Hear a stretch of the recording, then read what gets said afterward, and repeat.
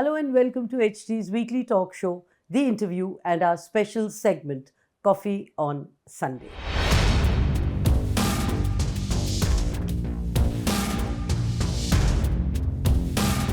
Our guest this week is Ram Madhav of the RSS. Does he need an introduction? Actually not. I would simply describe him as a backroom boy who has often played on the front foot. Irrespective of his assignments, be it in the BJP or the RSS, he has remained the go-to person to speak on all issues confronting the BJP. And believe me, there are many. Ram Madhav tells us all in this edition of Coffee on Sunday.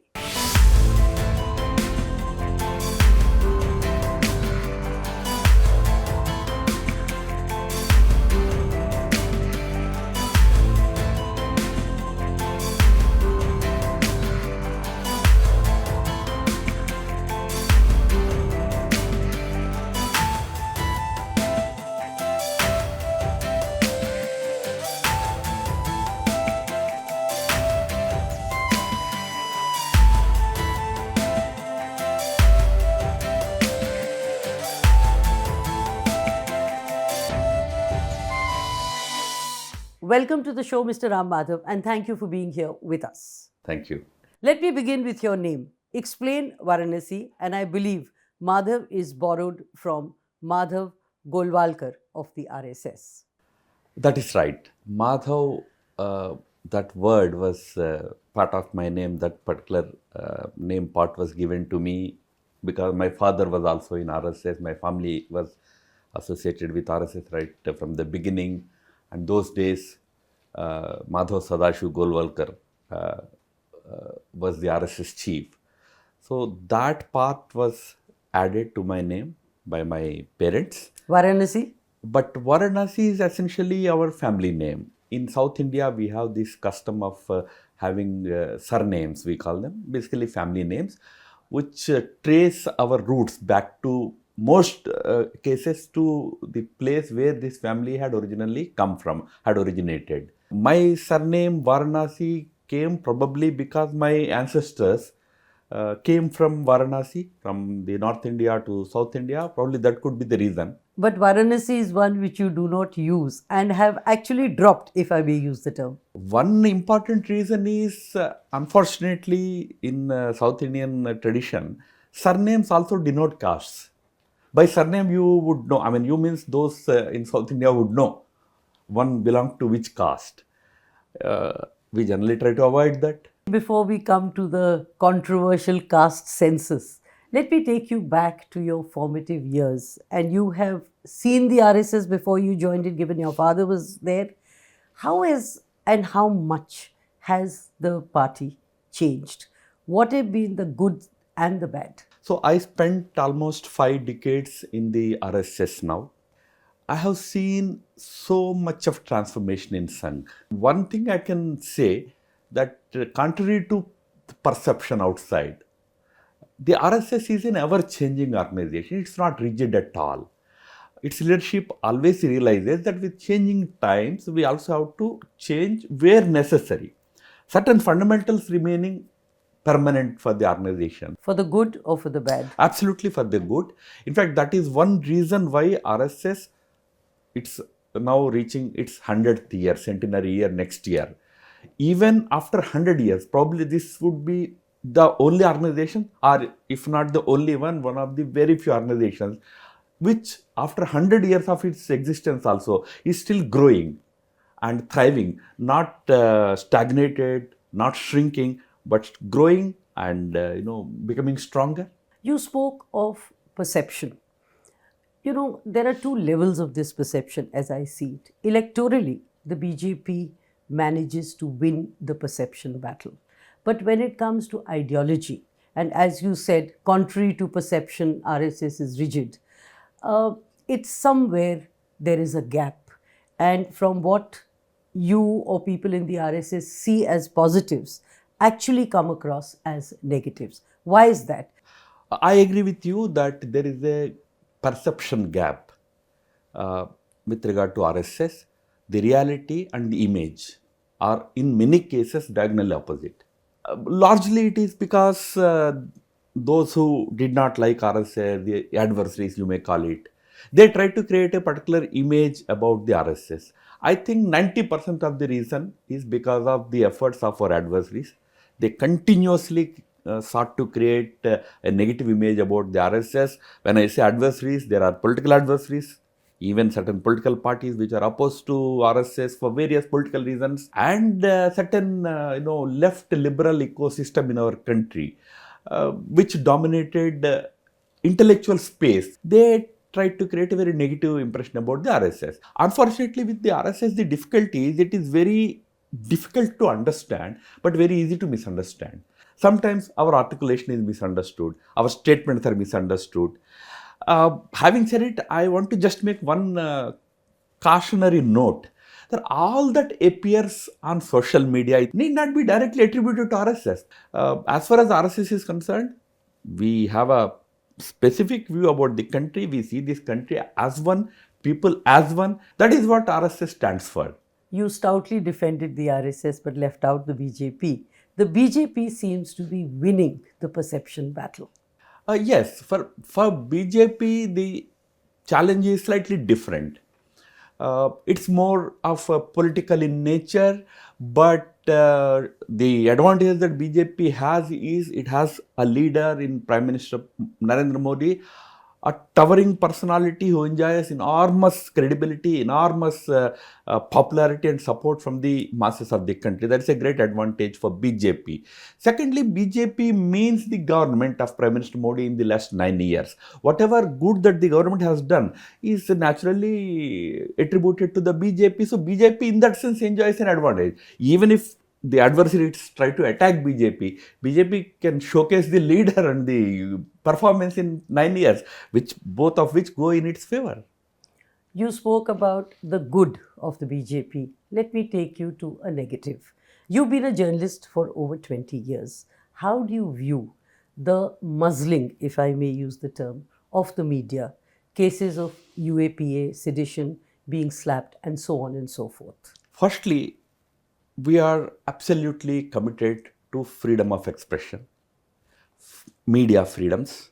We've heard that before. But before we say that somebody is muzzling media and all that today, are we using our freedoms as per the mandate of the Constitution? Or in the name of freedom, even sections of media are taking this freedom for granted to do whatever they want to do. When that happens, law of the land applies. Law of the land also applies to every citizen equally. Because you are a journalist, you are not exempt from the rule of law. So rule of law, where those questions come, I think whether you are a media person or a politician or a party leader or an organization leader, no such distinction can be applied. So I think what we are calling as muzzling of media is not really the case, because I know how much free expression happens here. There are dedicated, news channels, news portals, YouTube channels dedicated to campaigning against Prime Minister Modi. Nobody is stopping them. So whatever is happening, I think, is as per the rule of the law, where law and order machinery has to act, it's acting. I really don't think it can be categorized as muzzling of media in India. And I take your point, the law of the land must prevail.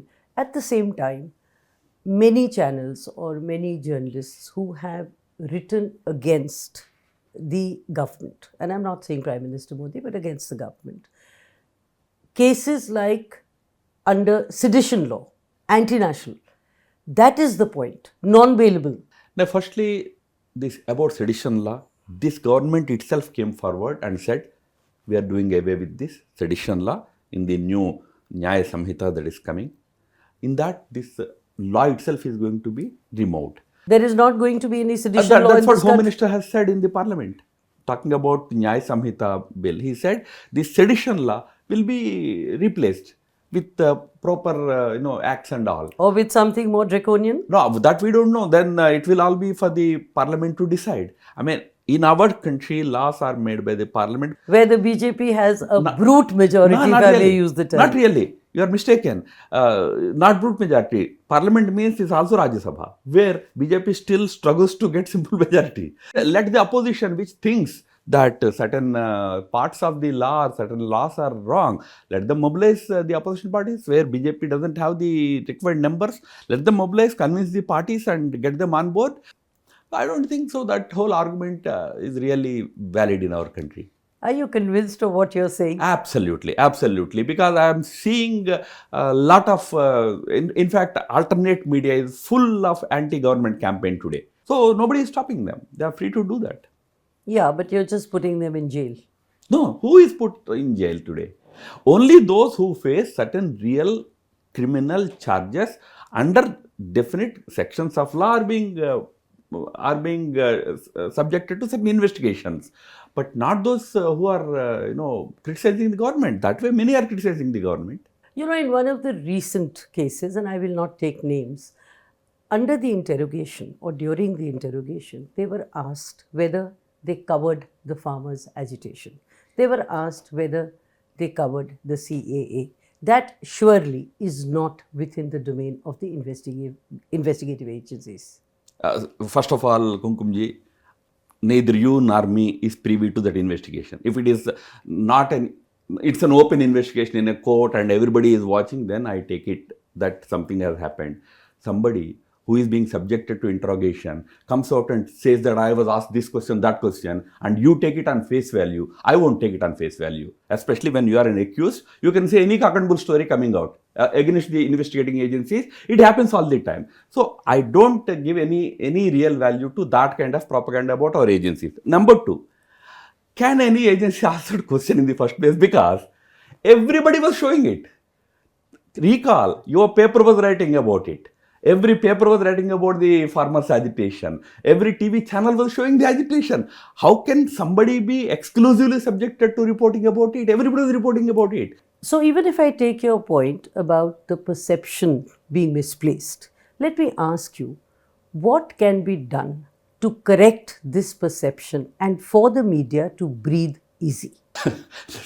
Media is, I don't think media is happily breathing easily. They are doing all interviews. You are all free to talk to all of us. So nobody is muzzling anybody's voice. But having said it, on that serious question of perception correction of the perception, as far as at least RSS is concerned, we are serious about it. Maybe yes, perception is, our image is being created by our adversaries or whatever we may blame. It's our responsibility at the end of the day to correct it. So we have to make positive efforts towards that. We should not do things that would probably fortify that image of yours or confirm it. Or actually ratify it. Yeah, what we hear is true about these people. So there, we must be very careful. We all have to be careful that if there is any misperception being built, it should be addressed. Not just to say that it's all your conspiracy, you are all bad. Nowadays we easily give these certificates of anti-nationals. No, that's not the right way. That was my point. No, we don't have to give certificates of it to everybody. I think personally it's not correct. When there is a question about you, you should answer it. And you feel the BJP somewhere, and I won't use a strong word like failing, but somewhere slipped up on that. I really don't think, because I also, until I was the General Secretary, I also used to regularly interact with the media. We always tried to set our records straight. We are in public life. First thing that I learned when I became the spokesperson of RSS was that this whole thing that nobody should criticize me is not correct. If you are in public life, you will be subjected to scrutiny. You will be questioned. We have to be able to clarify our position. If you succeed, you succeed. If you don't succeed, it's okay. Next step, next time you will try. So I think BJP tries to do that. Let us come to some of the top of the mind issues, and caste census is one of them. How do you intend to tackle this elephant in the room? Caste is a very sensitive issue in our country. Everybody knows about it. How far that institution is relevant today is a big question mark. But definitely a very, very useful tool in politics. Everybody can use it. Anybody can use it. So it has become very sensitive in our country. with Bihar taking the lead on this question of caste census, making it public essentially, uh, a big debate has been unleashed in the country. I think we need to go a little slow on that issue rather than trying to use it for political ends and then creating all sorts of controversies around it.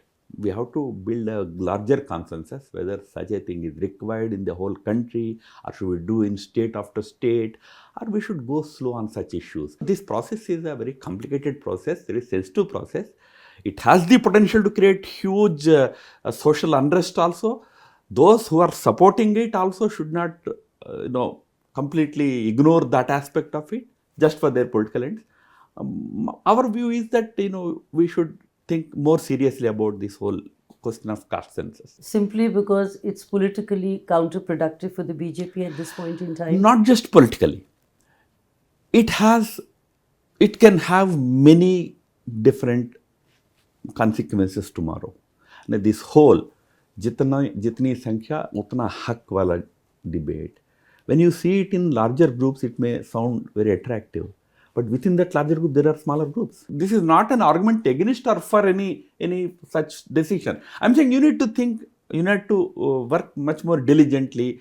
Lot of more sensible discussion should happen before we take any final decision. Would I be right in thinking that the BJP is in a kind of a to be or not to be situation, and damned if we do, damned if we don't, vis-a-vis the caste? We always believed in the unity of the society. Any factor that has the potential to create more divisions would generally be approached very carefully. Not to say that anybody's rights should be denied. If somebody's rights have to be ensured or extended to somebody, there we should work irrespective of what the repercussions will be. But before doing that, you have to be careful. In that, yes, this path needs to be tread very carefully, I think. That is very important for us. Would you agree that the caste census somehow challenges the BJP's narrative? And I'm saying this purely objectively, I'm asking you. First of all, BJP's narrative is about one country, one people, then sabka saath, sabka vikas. As Sangathan, as RSS, we have our own articulation, our own slogans, our own ideological positions. But as far as BJP and government are concerned, it's for the whole country. They are working for the whole country. So anything that helps in good governance will be welcomed. Anything that can pose a challenge to good governance or unity of the country, there BJP or the government has to take a very cautious approach. I think that is what the present situation demands. Let me put this a little differently.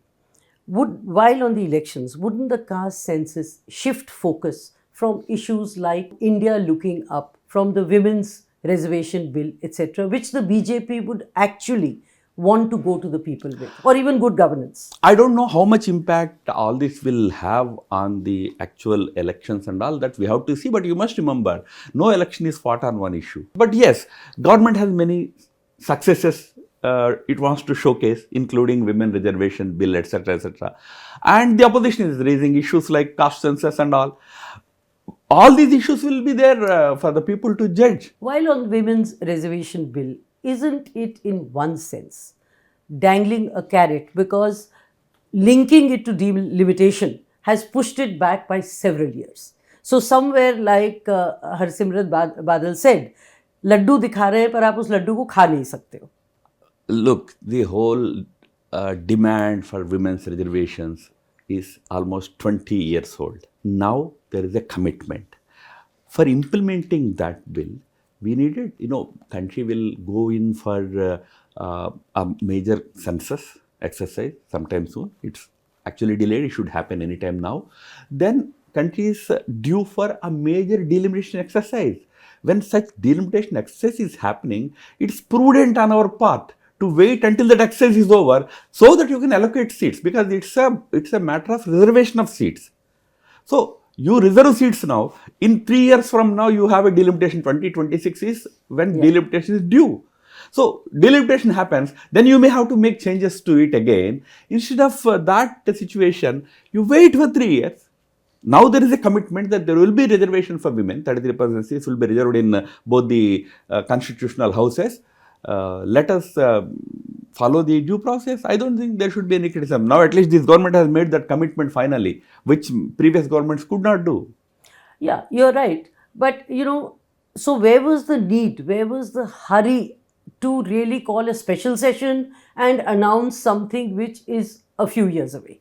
That is the basic political question people are asking. That's okay. I mean, whichever way we do it, political questions will be raised. But as far as special session is concerned, I understand that the significance of it was to inaugurate the new parliament building, because probably government thought that 19th September was an auspicious day for the new parliament building to be inaugurated. So that's why they called the special session. In that session, certain bills were passed. Apart from this, there are two other issues which were taken up in that session. So you don't agree and you would refute that it was dangling a carrot, keeping the 2024 elections? On the contrary, the carrot that was being dangled for many years, like 20 years now, has been now told that it is yours. It is there. Okay, at another level, what would be the BJP's strategy for 2024? Is the party nervous? Is the party somewhere feeling that they may not cross the 300 mark, or do you think they will? Firstly, I am a Sangha functionary, so I won't take the purely political part of it. I would say that people of our country are politically very mature today. They will understand this much. Here is a government which is so good. Here is a leader who is so popular. Stable government taking the country in the direction, Chand pe pahunch rahe hai. I mean, reaching the moon. So why should I leave this government and go for a hodgepodge where nobody knows who is going to lead and who is going to get how many? That brings me to the point that I am quite convinced that the BJP will have more seats than what it has in this parliament.